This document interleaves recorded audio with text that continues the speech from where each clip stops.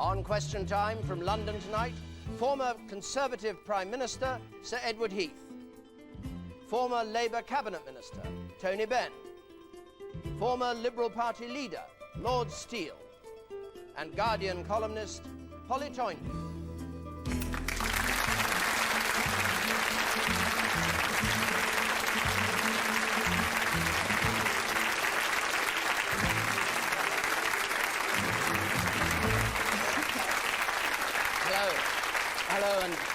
Hello and welcome to Question Time, the last in this current series, and we're here in London tonight.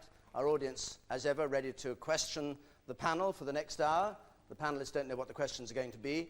Our three politicians, incidentally, have 124 years of sitting through parliamentary debates behind them. So what's another hour? Let's have the first question, which is from Katrina Coyne, who is an advertisement director. Katrina Coyne.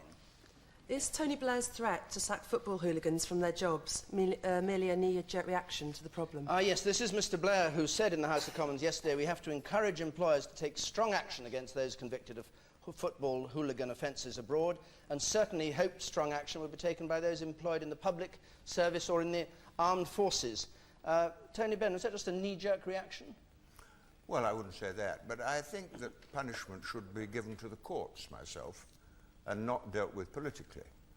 I think that the problem of vandalism on any occasion is a serious one that has to be dealt with. Why it should always be linked to football, I'm not sure.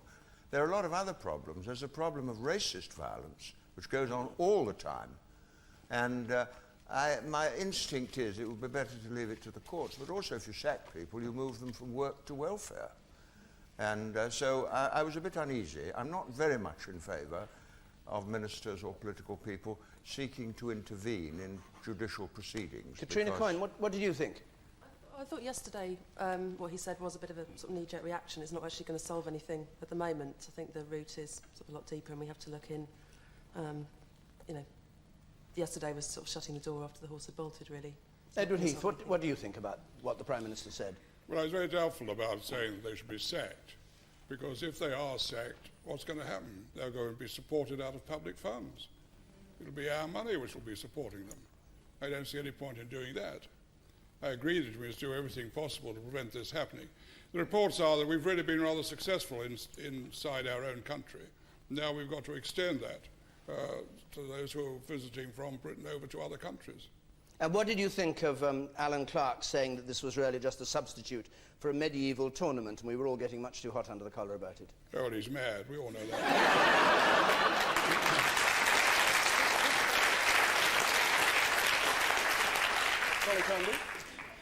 Well, I can see that if you're an employer, you wouldn't, that you might well want to get rid of somebody who had behaved that disgracefully. But I'm slightly surprised that Tony Blair should take up this issue and not have said anything about the footballers who beat up their girls or their wives. Nobody's suggested that they should be dropped from their teams or their careers should be ended, although they've committed crimes of great violence. I think that he has been a bit carried away by the emotion of the moment, and there's something a bit disproportionate about it in a way. I'm horrified that people can beat up their wives and girlfriends and get away with it, and yet there's so much more shock and horror about the hooligans on the streets of Marseille. There was a headline in the Daily Mirror that said, "Tough on crime, Prime Minister, these moronic, loathsome yobs are humiliating our country and they're making you look weak." Do you think he was responding to that, in truth? Well, I think he does tend to over-respond very often to the shouts and cries of the tabloid press. No. But it is, of course, the tabloid press itself that's largely responsible for stirring up the kind of horrible nationalism and violence. I mean, there was the Sun sending down a double-decker bus to Marseille on the day and dishing out bowler hats. They whip up, and not just the tabloid press, but right across the right-wing press, a tremendous fever of nationalism in this country. Dishing out bowler hats makes it sound rather sober. No. The Mirror was the quote from the Mirror. Well, somebody should tell them that they're paid to support the government. I don't know whether that would David Steele. Well, I think Tony Blair's reaction was very dubious indeed, because, first of all, we have a principle: you don't get punished twice. We must hope that these people will be punished, as Tony says, by the courts. And to suggest that he should be sacked as well seems to be a double punishment. Also, I think it's very doubtful whether you can do it. Unless you can prove, and particularly in the public service, that somebody is bringing a particular organisation into disrepute, and that might be in their contract of employment, I don't see how you can just sack someone for what they're doing outside the place of work, which has nothing to do with their contract. Somebody suggested if they're in prison, they can't be doing their job, and therefore they can be sacked. Well, that's a different matter, yes. Well, no, it's not a different matter, because they're in prison in France. So maybe they can be sacked. I quite see that. If they're not available to work, then that's a different issue. Yes, the woman in the fifth row there. Is it the panel's view that once these individuals have been convicted, their passports should be confiscated? Who'd like to take that on? Well, Tony Benn, what do you think? and I tell you something else, we've never done it as far as I know, but I think taking away, if people have got a driving licence, taking away a driving licence really would be a punishment for people who are affected. Can I tell you just on football hooliganism, more on a whole I series think of the use of the withdrawal of driving licences for offences, because I agree with Ted, well, we all seem to agree that if you put people from work to welfare, it's not a very good idea. But can I tell you a story? I was in Leningrad many years ago, came out of the hotel, and a truck came along, turned over, caught fire, and the flames went right up. My wife was in the hotel, I was rather worried. And I said to them the following morning, I asked, will you show me this in the paper? It was a boy of 16 who pinched the truck. And they said, we don't advertise hooliganism. And at the time, I thought, well, now this is, communist-controlled press. But I wonder whether we do publicise too much hooliganism and whether it wouldn't be better if things of this kind were dealt with judicially and not the subject of political comment and an awful lot of newspaper. And Polly wrote a brilliant article in The Guardian yesterday, as well, I must say this, about the role of the tabloids in stimulating xenophobia and nationalism, and that encouraged what happened in France. The man at the back in the grey suit with the blue tie. I would like to return to the point of employers having to discipline staff, whereas I would be as an employer myself, I would be very, very disappointed if any of my staff were involved in hooliganism. I think I would have a very, very difficult job actually dismissing them with the problems of industrial tribunals, etc. And I fail to see why, as an employer, we should accept the responsibility. Surely it is the responsibility of the state, the magistrates, the courts, etc., to dish out these punishments effectively and not abdicate their responsibilities and thereby trying to pass the buck on to us. Okay. And the man here on the second. Do you think this comments by Tony Blair, rather than being a knee-jerk reaction, is actually the first shot in the government's future efforts to try to convince people we should be allowed to have the 2006 World Cup here? What do you think, Polly Toynbee? Well, I think there are great hopes that we might be able to have, and certainly some news has been suppressed in the past of other riots in the hope of trying to keep quiet some of the hooliganism that's been going on in this country. Happened right in the centre of London, wasn't publicised, wasn't described as a riot by the police, partly because I think there was an effort to try and give the impression that we would be a good place to have the World Cup next time. Personally, I can't imagine the rest of the world beginning to contemplate the idea. I mean, we are the pariahs of the footballing world, and I can't see why we would be rewarded. Okay. May not be our fault, only a few people's fault, but seems unlikely. I'll take one more point, then we'll take yes. I think these things should be dealt with by the courts. I agree with that entirely. And I don't think you can spread it around. And I don't see how you can withdraw driving licences for an offence which isn't connected with driving. Well, you just make it an offence. Certain offences would attract the penalty of withdrawing the driving licence. But I mean, people who commit these offences hardly like to be deterred from driving because they haven't got a driving licence. Well, I think it's quite a serious suggestion, actually, to make that should be a possible penalty in the hands of the magistrates. We're to change the law, Ted. The man up with the black jerkin on there. Well, I actually think the media are trying to drag a handful of people into the fact that it's England as a nation that's portraying us is absolutely outrageous. I think. But hang on a second. It was English football fans, not Scottish. No, as David Steele has carefully refrained from saying. I said a handful of Englishmen being dragged into the media saying that they portray the English nation when England is a peace-loving, generous nation, and unlike the federal British establishment, which is a most suppressing one, which denies England a but national you're getting off the point, 'cause- parliament. No, but hang on. So that it can have its own voice. All right, okay. They are the bully boys. They are the thugs, the British government, because they give one law to the Scots and another to the English. Okay. They are bullying the English from having their own national vote. Well, that's they are the biggest bullies. It's a point well made, but it's a slightly different point from where we No, started. you're So asking let's, about thuggery. it is. Let's take a vote on this issue. Do you believe, just to quote Tony Blair, or Mr. Blair, the Prime Minister, do you believe that we should encourage employers to take action against those convicted of hooligan offences? Just a yes or a no on that. Was he right or wrong? And, well, 75% of you say he was wrong, and only 20% say that he was right, 5% undecided. Let's take another question from Laura Ellis, who is a company director. The trial judge recommended that the IRA terrorists who murdered my aunt in a London restaurant should serve a minimum of 30 years. Should they be released earlier if the arms are handed over? And only if the arms are handed over, you mean? Yes, I'm just asking, should they or could they be released? Edward Heath. What was the question?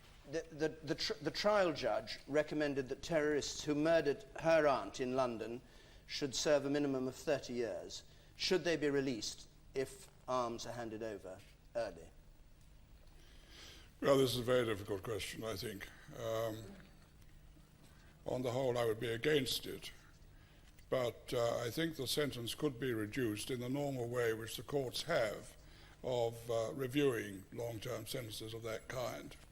We're now in a difficult situation because the government has really been giving way so much to Sinn Féin and their negotiators. Now they're allowing prisoners to leave without any weapons being given up at all. Now, the Prime Minister's been saying, of course, they will ensure that happens. But it ought to be in the law. That's what the fuss is about in the House of Commons today. Did you understand, originally, that it was part of the agreement that there would be decommissioning of weapons before prisoners were released? Yes, or I not? did. You did understand that? Yes, but the question is it to be taken as a word of mouth of the Prime Minister, or is it to be put in the Act which is going before Parliament? And my view is it must be in the Act itself. And that's why, of course, the Conservatives and a number of Ulster Unionists voted against it tonight in the House of Commons. This is right, yes. David Steele. Well, I think, as I understand it, decommissioning and the release of prisoners is already in the Belfast Agreement, which we all welcomed at the time. And while I don't disagree with Ted saying that that principle should be in the Act, I understand that the Conservative amendment goes further than that and tries to suggest that there should be no release of prisoners until decommissioning is complete. I think that's almost impossible because you never know when decommissioning has been successful. So I think we should stick by the agreement in Belfast. Though I have to say that I'm very sympathetic to the lady in the audience because I think we all felt a very strong revulsion at that scene when the IRA prisoners were welcomed at the Sinn Féin conference. These are people who'd committed murder. It seemed to me that we were linking criminality to politics in the very way that Sinn Féin and the IRA have been arguing over all these years, and I think that was a mistake. So I'm in favour of getting something into the Act if it can be done, but I'm not in favour of saying that we go against the Belfast Agreement, which envisaged that the criminals who have been in prison on both sides might be released if there was a genuine decommissioning of arms. I think that's as part of the overall settlement. When you say genuine decommissioning of arms, you mean that the process had begun, or that they were talking about it, or it had been completed? That it has begun. I don't think you can do it to say when it's completed, because how do you ever judge that? All right. Well, Laura Ellis, what do you think? Well, I mean, to me, minimum has to be a minimum of 30 years, and I also find it very offensive to see these people be made heroes of, as they were in that Sinn Féin rally. I mean, my family found it just absolutely heartbreaking, as I'm sure so many others did. Polly Toynbee? I think it's very difficult for those of us who aren't victims to talk about how it must feel if you are. But if we're going to get peace, it means a lot of people having to make huge sacrifices. It means a lot of people, there are, goodness knows, enough victims and their relatives in that situation are going to have to put up with a lot of things on both sides that are pretty unpalatable. And I think it will include, probably, at the end of the day, some people being let out of prison rather sooner than they would have been, and perhaps than judges said they should be. I think that sight did sicken us all. I don't think one wants to see them celebrated as heroes. But if as part of the price of peace, that's a price you have to pay, then I think it's worth paying. As for decommissioning, it seems to me, as David Steele has suggested, entirely an abstract issue. I mean, it's tokenism. Nobody will know how many weapons there are or how many have been handed in. Or anyway, if troubles were to start again, people can reacquire weapons easily enough. So I think decommissioning is a little bit of an artificial process in itself. But in the end, it's hard. I can see that it's hard for you to accept that we should say you should make the sacrifice. But I hope people will. What's your reaction to what Polly says about the price of peace? If the price of peace is some early release. I totally can appreciate that if it does bring peace, then obviously families like ours have got to accept that this is part of it. But obviously it's, you know, there's a lot of bitterness and it's very hard. We have to remember all the time that the IRA has committed itself to nothing in all of these discussions and in the agreements which have been brought up, to absolutely nothing. And if at some time they like to break away from it, it's in their hands, and they wouldn't be breaking any agreement. What's more, we know now there is a rebel section of the IRA which wants to keep the whole thing going. And therefore we've got to have the best possible intelligence on all of this and be prepared to take action. And any idea that we should give way to Sinn Féin demands that all forces should be removed from Northern Ireland is totally unacceptable. But what about the idea that there should be bipartisanship on this? So do you believe the time for bipartisanship has gone with the Tories voting against the government tonight? There can be bipartisanship on quite a large amount of it, but where you get to the crux of the matter, then a party or a government must stick by its principles. Right. The man on the third row there. Part of the mythology of the coverage of Northern Ireland over the last 30 years has been that ordinary unionists and nationalists are at each other's throats, and that is not true. The people who have caused the troubles in Northern Ireland are the people that blew this lady's auntie or uncle up. These are the people who I would say to now, particularly to Gerry Adams, who is very vocal in saying he wants the gun out of Irish politics. Why doesn't he and the Republican movement take the gun out of Irish politics as a gesture now and prove that they are mature Democrats? Tony Benn, would that be a good gesture from Sinn Féin IRA? Well, first of all, I feel as you feel. I lost a brother and an uncle in the last war and many friends. And this is the end, I hope, of a war. And has to be seen in that way. When Mo Molan went to the Maze prison, she was really saying these people are prisoners of war. Now, I know it's a difficult concept, but that is what happened. I spoke in favour at a public meeting in Trafalgar Square in 1964 of a very well-known terrorist who'd just been convicted of terrorism. Next time I met him, he had a Nobel Prize and was president of South Africa, Nelson Mandela. Now, I don't draw an exact parallel, but the reality is that this is a war. And it isn't just criminal thug, doesn't quite convey what was the man who dropped the atom bomb in Hiroshima. Was he a criminal thug or a soldier? And I think I agree with Are you equating Sinn Féin and IRA with all these people you're referring to? What I'm saying this day, that I want to make absolutely clear, what about the survivors of Bloody Sunday, or the families of Bloody Sunday who lost a lot of people? In war, terrible things are done. The Belfast Agreement, which, as David pointed out, was agreed by the people of Northern Ireland, is a chance for peace. And I think that that should be the overriding consideration. But your feelings for your relative who was killed were the same as I felt over my brother and others who were killed in the war. But you can't go on over and over again about that. You have to look at it in that broad perspective. And the things the British have done in Ireland over the centuries don't really bear very close examination, from the Black and Tans and the potato famine and Cromwell and Droider and so on. So if you have to try and step back and see it, and this is the best hope for peace I've known in my life, and I was in the cabinet when we sent the troops in, right? And it didn't bring peace, and this might. David Steele? You may be right to describe this as the end of a war, but I can't accept the analogy between the IRA and the ANC in South Africa. The fact is that in South Africa, democracy was suppressed. There was no other avenue open. In Ireland, both north and south, there is a democracy and people are free to express their views. There's no excuse whatever for taking up violence. Ireland. When Sinn Féin won a majority in 1918, we partitioned it and created an artificial state with an artificial majority. Yeah, it's only the 6 counties, it isn't even Ulster. No, I think you have to have a historical perspective to make sense of your tragedy. Okay, I really do. The woman at the very back in red. Well, I wouldn't want to underestimate or legitimise anything the IRA have done. If the British government had got out of Ireland hundreds of years ago like they should have done, there would have never been killings that there have been recently. You agree with what Tony Benn said? And the woman in orange here. I think the idea that murderers should be released simply because a political situation changes is absolutely ridiculous. At the end of the day, they are still murderers. Just because they murdered somebody in the name of some sort of political ideology, which on the whole I don't think any of them actually truly hold, they are still murderers at the end of the day. And so you would try and achieve peace without letting anybody out early? I think these people particularly want peace. That's why they come over to London and bomb people in London, and they will continue bombing. They don't care. And the man in spectacles here. I think the problem with this lady's argument is if you're back to the Balkans, you know. You're killing the lot who killed my father, who killed it. You've got to stop. You've got to stop somewhere. And the man here? You, sir? Yes? Following Mr. Benn's kind of line of thought, should we then actually place it fairly that we should now release the 2 Scots Guardsmen who are actually out there doing the duty on behalf of the British government, and their position is still maintained that they stay in prison? It's being reviewed, I think. What's your no, view? they would be covered by the same thing. But you see, the parallel is the Kosovo Liberation Army, a separatist movement in Serbia.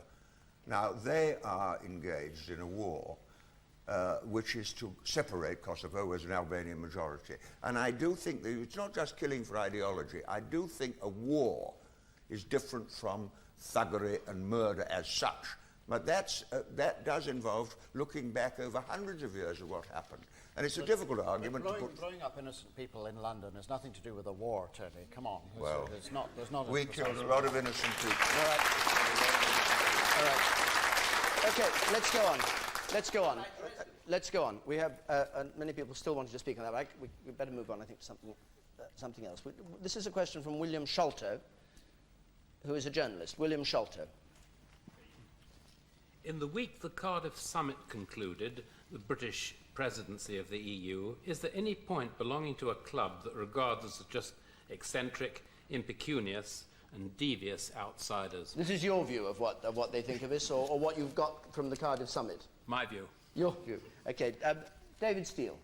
What, the questioner thinks that the rest of Europe regards us. Is that how Yes. do I understand the question correctly? As devious and... devious and what was the rest of it? Impecunious. Impecunious. Well, I don't think they do. I think that where the rest of Europe does regard us as being very late in the day on every part of the European adventure. And I've no doubt that Ted Heath will speak more eloquently on this than I can. But when you look back to the beginning of it, in 1956, and the people who went to Messina to negotiate came away and said, this thing will never happen. And the British stayed out, and we stayed out of the coal and steel community. And then we stayed out of bits at the Maastricht Treaty, and now we're staying out of the euro. And all the time, throughout the whole development of the European Union, Britain has been seen by the others as lagging behind. And it has done us great harm. I mean, take the CAP. None of us liked the Common Agricultural Policy, but it was framed to suit the original members. If you come in as a new member later, you can't walk in the door and say, change all the rules to suit us. So we have been seen all along as the awkward customer, and I think that is a fair perspective from the European. But your idea is we should get out of it because of that? No, I didn't say that. I think the argument is very finely balanced, but whether you say in the long term we should be a member, or in the short term it's not worth a candle, is a question. Tony Benn, how would you answer it? Well, we're all Europeans in this room, and I'm a European. And I understand the argument. We want to avoid another European war. That's a point I think Ted feels very strongly about. I understand the argument, though I don't share it, that if we were all in one European Union, then you would have greater strength against the dollar and the yen and so on. For me, it is a democratic argument to transfer the power to make your own economic policy from people you can defeat on polling day, namely members of the government, to people you will never be able to remove, is as big a threat to German democracy than France. And therefore, I mean, there are 15 million unemployed in the European. 15 million. Well, I remember, and Ted will remember, in the 30s, 6 million unemployed brought Hitler to power. That's why nationalism is rising in Germany, in France. And this danger of nationalism is more likely to be accelerated by losing democratic control than by retaining it and cooperating. But this is not a question of are you pro or anti-Europe. It's like saying if I was against the previous Conservative government, I was anti-British. It's what sort of Europe? And we want a Europe that cooperates, not a Europe run by bankers who, by law, cannot even be influenced by national government. But you I think it'll end up in tragedy. But you don't want to withdraw from the European Union. I want to transform it into a Commonwealth of Europe where you cooperate. But I do not want to see a situation where the basic decisions in the country are taken by people you can't remove on polling day. It's a democratic argument, applies to Germans, French, Spaniards. They are going to suffer just as, indeed, many of them have suffered rather more. But you would be in the repealing business, wouldn't you, if you got your way on Well, I mean, if you had a United States of Europe on the American model, you'd sack the Commission, you'd sack the Council of Ministers, you'd have a president, you'd sack the central bank. I mean, it isn't a democratic structure, and that's my only objection to it. I want to be in a position where people can elect and remove those who make the laws. Okay. And in the European Union, you can't. Edward If Heath. you have a single currency,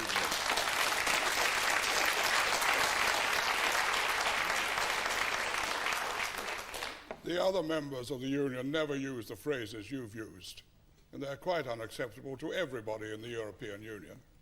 Now, what Tony has been saying is quite irrelevant because the European Union has got a structure which is very democratic, very democratic.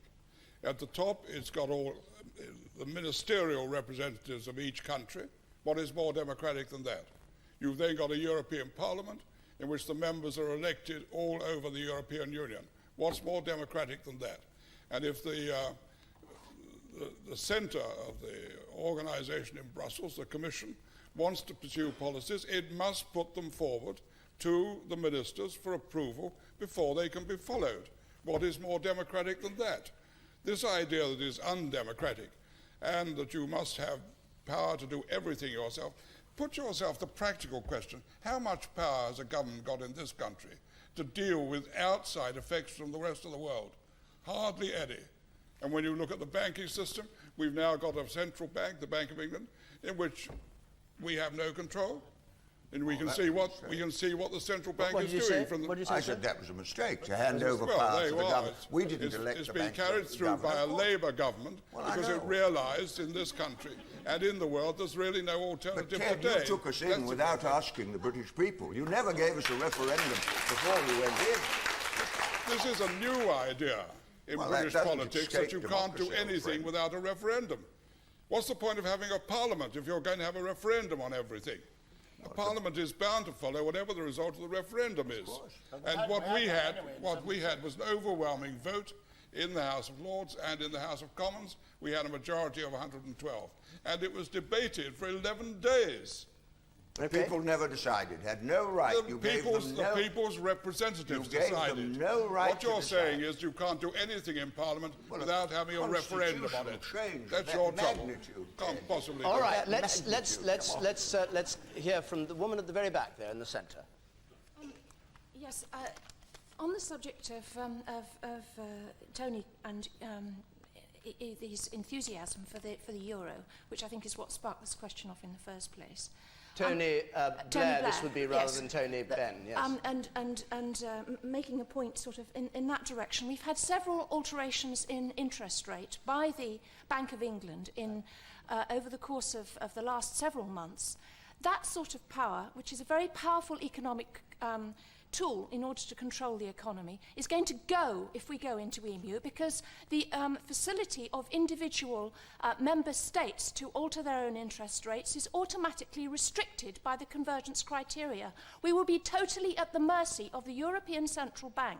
Instead of Eddie George? Which is not elected. Instead of Eddie George. Toynbee. We've got very limited scope for changing I find it interest rates. extraordinary. I find it quite extraordinary what you're saying by implication, what Tony Benn has said quite directly, is that somehow we alone in this country, this brave little offshore island, are uniquely blessed with a kind of democracy that the Germans, that the French, that nobody else understands at all, that they don't have, that they don't value, that somehow we would be giving up something especially precious. And they're such fools and idiots that they're quite happy to hand over their democratic rights without any complaint at all.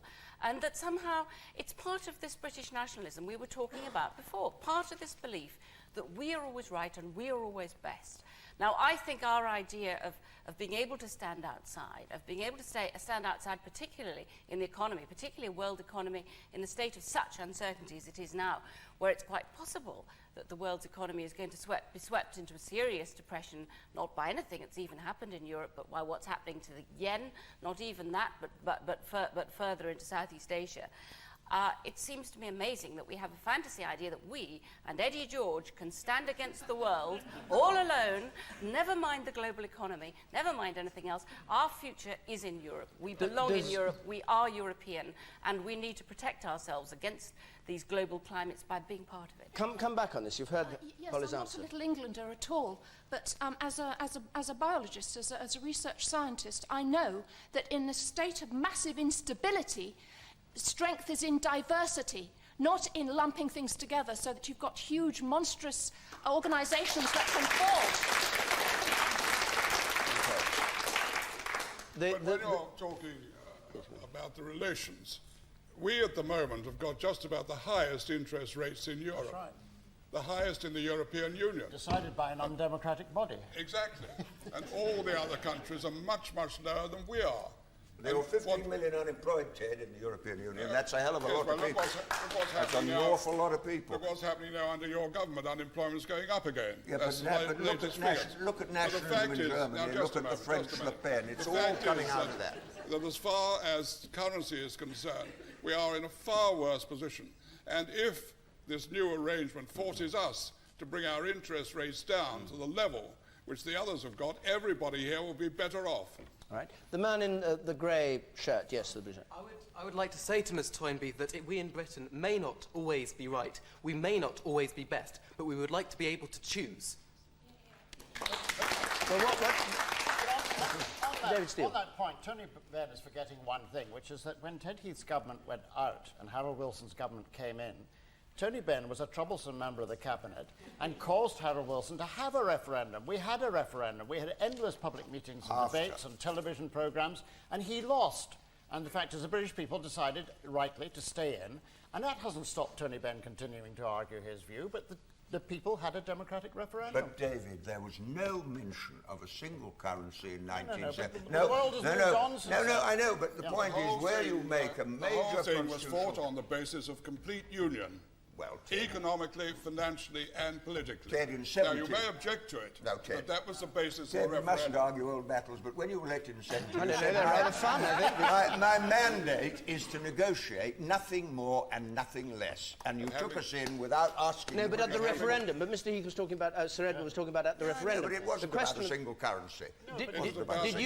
Did you not expect a single currency when you fought against the referendum? Did you never mention the possibility? Not at all. Not only that, but you look at all the government literature with no reference to anything other than a trading But we're going to have a arrangement. referendum. Well, all right. We're not Absolutely. We're going to have a referendum now, and that may be because Go and of a turn bit it of up trouble. and read it again. Absolute nonsense. Edward Heath, when you took Britain in, did you expect it to come so quickly at the end of this century to a single currency? Did you think it would come into existence? It was all planned at the summit meeting in Paris in October 1972 to be completed by 1980. It's all laid out there. Why didn't you tell us that? All right. You were sent copies of the communique. Yeah, but it didn't say we'll give up our currency and hand power to central all of bank. this was interfered with by the war in the Gulf and the resultant control of oil, which put up all the prices fourfold and knocked all of us sideways. That was what caused the trouble. The man in the second row here. Polly Toynbee completely overlooks the fact that there isn't unanimity on the continent for the euro. The Germans were never given a referendum. Their government forced it on them. More than 50% of them consistently say they don't want it. The Maastricht Treaty only just passed the referendum in France. The Danes don't want it. The Swedes don't want it. It's not as if we're alone. This is a deeply flawed idea. Tony Benn is absolutely right. The point here is democratic accountability, is the power of people to control the people who rule them. All right, well, let's see. The Germans have gone on returning the same party in government for 16 years. They don't object to it. Let's passion for referendum. Can we just remind ourselves we are going to have a referendum on the euro, and I think there are many unemployed people in this country because of the excessively high value of the pound who will vote to go into the euro because the pound will come down, interest rates will come down, and investment will go up. And that can only be for the benefit of this country. Let's have our own referendum. Are you in favour of Britain joining a single currency?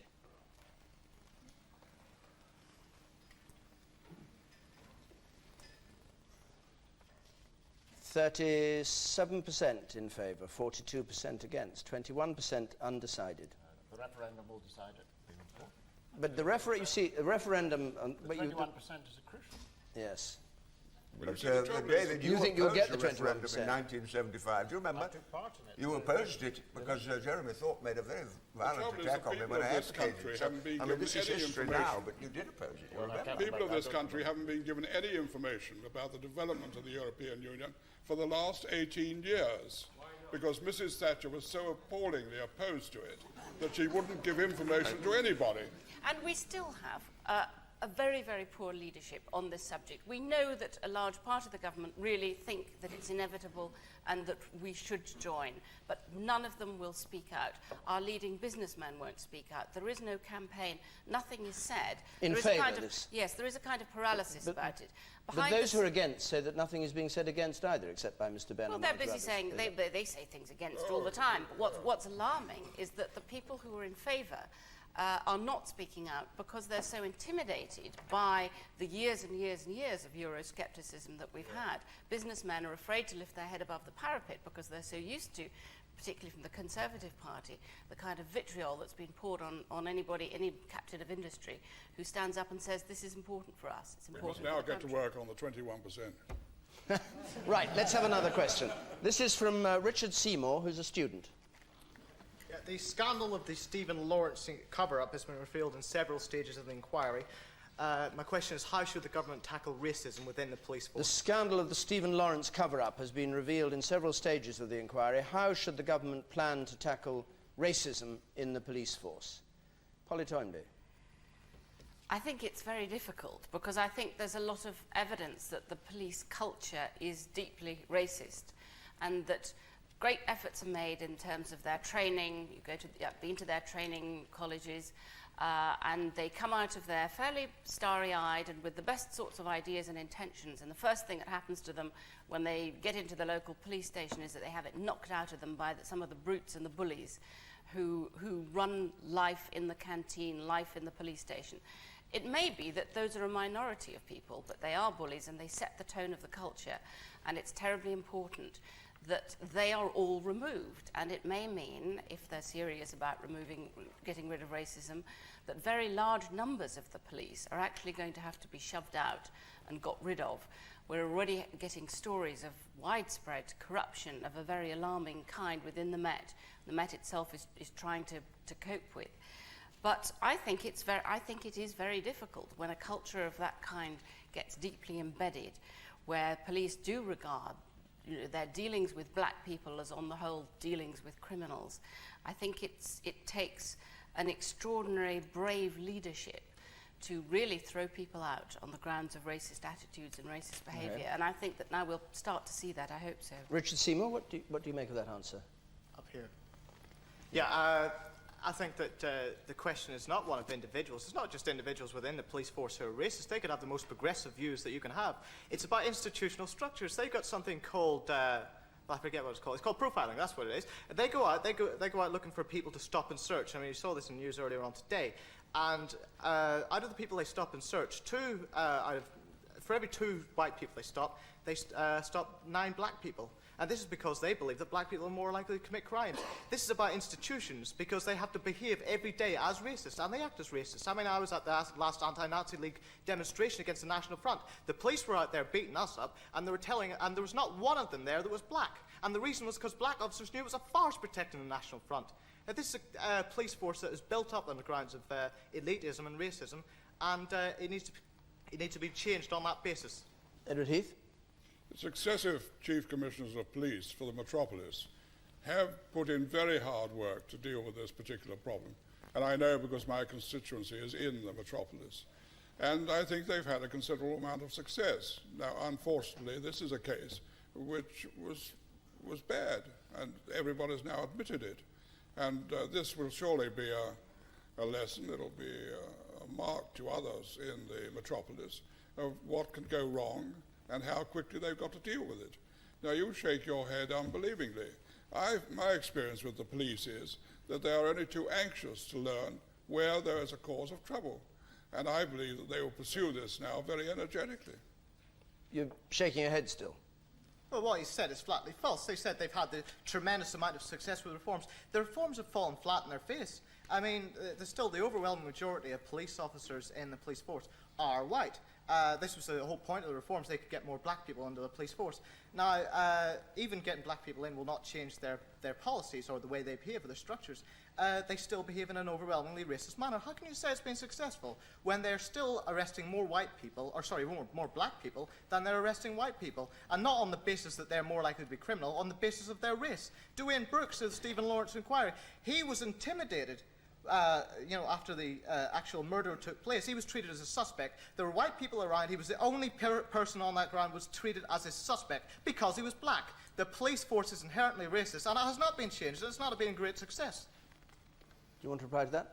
No, but in this particular case, this has been, what you say is absolutely true, but it's there for everybody to learn. The assistant commissioner, well. hold on, the assistant commissioner apologised to the family yesterday, and Mr. Lawrence, the father, said that he thought it would be more appropriate if Sir Paul Condon resigned. Do you think there should be resignations at the very top over this? No, I don't. You don't? No, I don't. Well, do you, Mr. Benn? The question is put is about what's called institutional racism. There is a general idea, and it goes back to the imperial past when we ran the world. It's a question of the press whip it all up, because I think the press have as much responsibility for that as they do for the football hooliganism. It's prejudice, it's fear. There's no doubt high unemployment creates this. I mean, I mentioned Germany and France. You throw out the, want to get rid of the North Africans, or you want to get rid of the Turks from Germany and so on. And it is a product of that. And the stop and search examples are very well known. I remember when I was a member for Bristol, there was a black guy in Bristol who had his car stolen. He reported it. The following day he saw it, and as he was getting into his car, he was beaten up by the police. You know, well, these cases, a lot of black people are really frightened of going out because of mobs of people. And I'm not blaming the police. Ted is right. It's a much deeper problem. And if we devoted more attention to it, then we might make progress. And I don't know whether sacking the Sir Paul Condon makes a lot of sense. I think you've got to get to the root of it. And it does require strong support for those who fight racism. And very often they're blamed by the police as being a militant mob, whereas they may be there to see that racism never gets a footing as it did under Oswald Mosley before the war. David Steele, you want to pick up a point? Well, I think it is deeply ingrained, and I think that Polly was right when she said that it is a question of leadership. And that's why I welcome the apology that was given yesterday to the Lawrence family. I think to have a senior police officer eating humble pie, frankly, in court is long. No, it's long overdue. That's what I'm saying. It's long overdue. They're still trying to claim it wasn't racist murder. There are other cases which have been reported in the press where black people have actually won civil cases against the police. They've been awarded sums of money because of wrongful arrest or intimidation or whatever. These cases are well documented, and as far as I know, there has never been any disciplinary action taken following these cases. That's where the thing goes wrong. So you would like to see resignations on this? Well, I would like to certainly see action taken against those police who are judged by the courts to have had to pay damages to the people who've been wronged. And as far as I know, no action has ever been taken in any of these cases. Right. That is a lack of leadership, and it ought to be directed at those who've been found guilty, in fact, in civil courts. The question is how the government should tackle racism in the police force. Yes, the man in the front here. Well, to say, in my view, my experience as a criminal barrister, I see police lie. I see racism in the police force all the time, day in, day out. And it's time, in my view, that the public were told that the police force is not this golden, lovely service. It is something which has this deep-rooted problem, and it goes right across the police force and right across society. Where do you see it as a barrister? I see it in defending trials, in prosecuting trials. I see police officers lie in court. But you say they lie only about black people, or are you saying they lie generally, or what is your... They are not. The popular notion is that they're all good eggs, that they're the lovely village Bobby. They're not like that at all. Right across the police force, there is something wrong, I think, in their training and the way that that they're brought into the police force and the way they conduct themselves. And what do you think what would be your first steps to try and deal with it? What do you think a government could do? I think it was touched upon by one member of the panel when they said that when these fresh-faced people come into the police force, they're immediately attacked by the higher system. And I think it's the sort of middle-ranking officers who are to blame, and I think it's them that should be swept aside. Does anybody have a good word to say for the police force in this? The man in the second row here. As a former Metropolitan Police officer, 23 years experience, Polly Toynbee was absolutely right. You get a fair amount of training, and then you go out starry-eyed, as she says, and there is such a thing as a canteen culture. There's no doubt about it. But what I have never found is racism deep down within the Metropolitan Police. Odd parts of it, yes. I've served alongside coloured officers, and there's been no problem. There's never been a problem. In fact, we used to like having him with us. It seemed to solve more problems than it started. But I've never found there to be deep-seated racism. But when you look at the Lawrence, you've obviously been following the Lawrence inquiry. Yes. Do you see racism at work there? I see a small amount, David, but what I do see is an abject failure of detective ability. That's what I actually see, because there was so much apparently evidence which was not acted upon. Clothing, blood-stained clothing was seen going outdoors and photographed, but no action was taken. And one officer even had the gall to admit he didn't know his powers of arrest. But the As a senior officer, that's an appalling admission. But I see the problem as a lack of detective ability.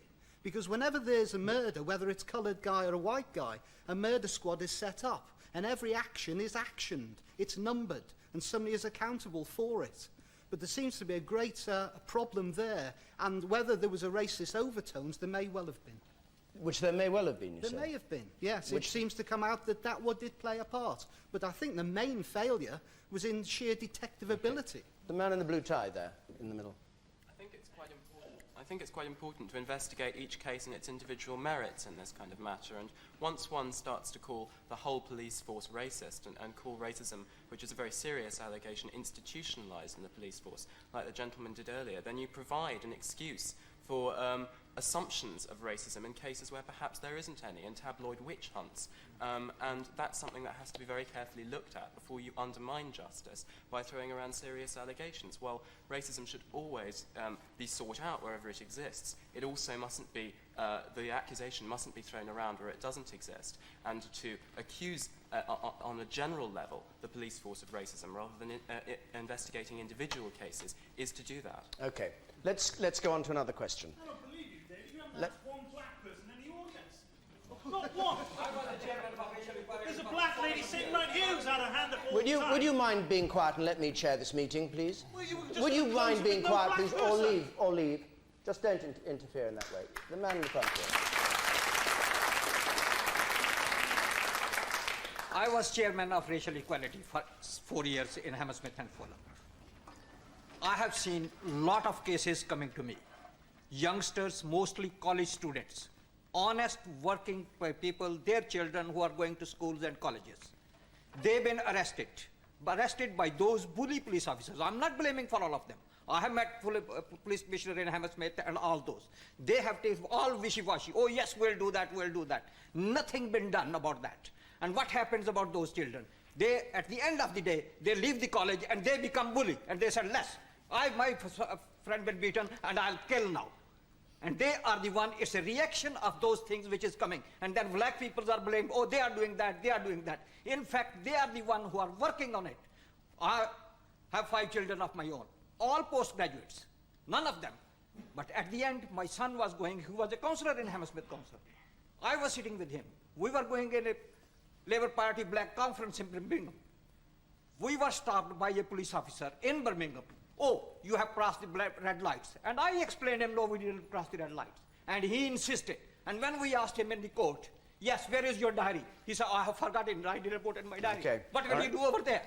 All right, and take one more point for the woman in the second row there. I just think the more that this is publicised, the more it really, really hurts black people. It's just, as a black person myself, the more I hear about it, the more it hurts. And I really think that something needs to be done. Okay, let's go on to another question.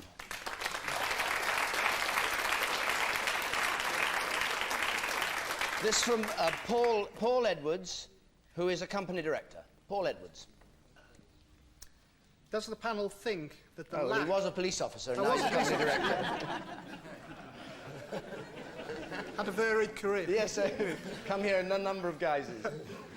Does the panel think that the lack of any credible opposition since the last election bodes well for democracy in the UK?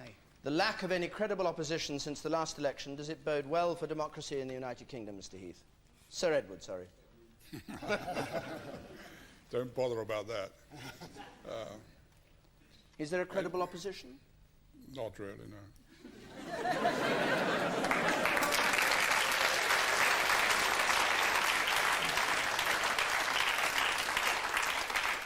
No, I really won't get to the Lords. That's bad for democracy? Well, it need not be, but it is. I mean, it's the worst situation since directly after the Second World War, and it goes back much further than that, 1906, 1905, and further on. But the real question is that at the moment, a year after the election, I'm afraid our people find it difficult to realise they're no longer the government. This is a fundamental psychological problem. And the second thing is that the Labour Party has such an enormous majority in the House of Commons that the Prime Minister can do whatever he likes. He hardly ever comes to the House. He comes on Wednesday to answer questions. He doesn't come and listen to his own ministers. I'm sure he's got no means of judging them as to who's doing a good job and who hasn't. He has to take his second hand or third hand, and that's not good for democracy. But none of these things is fundamentally going to shake the democracy of the British system. Of that I'm quite sure. But what we've got to do is to show that we have positive policies. It's not enough for an opposition just to find ways of being rude to the government. They must be working out positive policies. Yes. And do you find natural that if you criticise them, then the citizen, who is all important, says, well, what are you going to do instead? And they haven't got anything to say as to what they would do instead. Now, we had this in 45, and Churchill then gave the job to Lord Walton and to Rab Butler to produce the policies. I was very young and then a candidate. And we pressed him. We said, we must have these policies. Now, in 64, Alec Douglas-Hume gave me the job of producing the policies. And by the election of 66, we got a completely new manifesto, positive. And lost. Yes, but only by, well... It went up in 66. It went up in 66, and because of it, we won in 70. Ah, right. and that wasn't him, it was you. Yeah, it was me. Yes. And do you now think that there should be, as the Daily Express has been saying, there is already a conspiracy in the Conservative Party to get rid of William Hague and have somebody else to produce these policies? I don't know anything about that at all. I no longer have anything to do with those things. But you have a view. You see him in the House of Commons. Do you think he's a future Prime Minister? Well, that's not really the question at the moment. The question is, can he lead the opposition into an attractive position where they can win an election? And that's the first thing he's got to do. And I hope he will concentrate more and more on it. All right. Mr. Benn... Was that sufficiently evasive? Yeah, it was very evasive. Cryptic. Won't get you a peerage. Paul Edwards, what do you think? Well, I feel that since the last election, the opposition, such as it was, I mean, it's disappeared without trace. But it's sitting on the other side of the table. Well, yes. But that's not, and it's not very good for democracy. Imagine the last government if there wasn't an opposition to it. Because there was an opposition organised, a good opposition, then we had a change of government. But it seems to have just disappeared without trace at the moment. And as Mr. Heath says, Prime Minister can do what he likes. Mr. Benn, I'm only half joking. I mean, the opposition to this government is coming as much from the left, isn't it, as it is from the Tories? Well, I leave aside jokes about the Conservative Party. I think what's really happening all over the world, but here, is a coalition of the centre emerging everywhere. I mean, if you take, for example, the Labour government with a huge majority, Ken Clarke's economic policy is still being followed in terms of public expenditure. Chris Patten, former chairman of the Conservative Party, is put in charge of Northern Ireland, the policing in Northern Ireland. You've got Paddy Ashdown on a cabinet committee got Roy Jenkins advising the Prime Minister on electoral reform. And I think that because of globalization, which Polly referred to, all governments are now required to follow a centre course and to dismiss any criticism.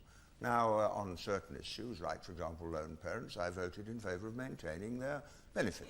I voted against war in Iraq, and thank God it never happened. I voted to maintain maintenance grants and fees, against fees. And those were views I honestly held. And, of course, what the press does is say Parliament is dead, and then if anybody says anything, you're denounced as a wrecker, an extremist. But are you they saying don't it's want dead? debate. Are you saying it's dead? Because you say there isn't debate. Because Well, there is some debate, but where there is debate, it's immediately hammered.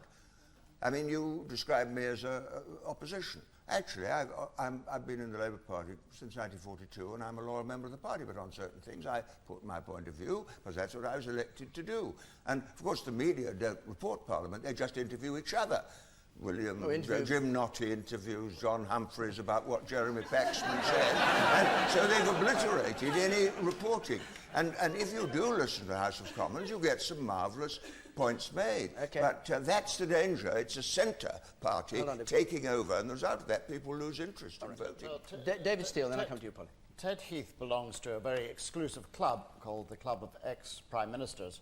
Tony Benn and I belong to a much less exclusive club, and that is of ex-future Prime Ministers. Much larger club. Yeah, much larger club. A more distinguished one in some ways, yeah. But to get back to the question, I mean, the issue is, what is the opposition doing in Parliament? The answer is very little. The fact that Ted is right, that they are still in the mindset of being the government who were cheated at the last election by the votes of the people, and they still think that they are the government, and they make speeches as though they were the government, in both houses of Parliament, I may say. And I think that the Conservative Party has got to get its act together. It is in serious trouble, particularly in Scotland and Wales, where they've got nobody left. And as for my own party, I think it has been very difficult with an increased number of members cooperating properly and sensibly on constitutional issues, but being free to oppose the government on some of these other things that Tony Benn has mentioned, and that's what they're doing. Okay. But constructive opposition is quite difficult to explain. I'm going to have to ask you to be brief, Polly. I think we have around the table an example of exactly what's wrong with Parliament. We have here, yes. I'll tell you why. I'll tell you why. Because if people wanted to vote for your wing of the Conservative Party, they can't. If they want to vote for his wing of the Labour Party, they can't. They have to vote for two great slabs of de facto coalitions over which they have no control. Only PR is going to get it out of this, and then we will see how many people are to the left of the party, how many people are to the left of your party, and the Liberal Democrats will get their due proportion. If we get PR, then we will have a Parliament with many oppositions and far more life and vivacity in it than we have now. Well, that's a subject which